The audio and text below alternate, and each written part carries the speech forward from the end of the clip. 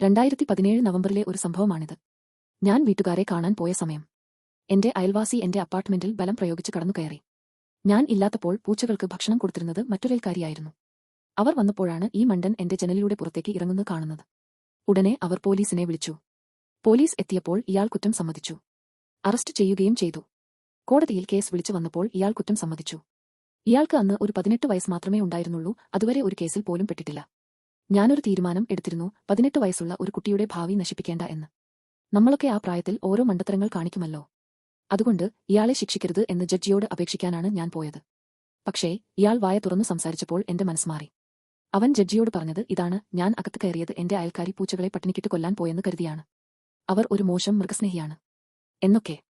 അവനെ ന്യായീകരിക്കാൻ, എന്റെ വീട്ടിൽ അതിക്രമിച്ചു കയറിയതിനെ ന്യായീകരിക്കാൻ അവൻ ശ്രമിച്ചു. ഇതുകേട്ടതോടെ ഞാൻ വായടച്ചു നിന്നു. അവൻ എന്താണോ പറഞ്ഞത് അത് അവന്റെ വിധിക്ക് വിട്ടുകൊടുത്തു. അവൻ ശിക്ഷിക്കപ്പെടുകയും ചെയ്തു.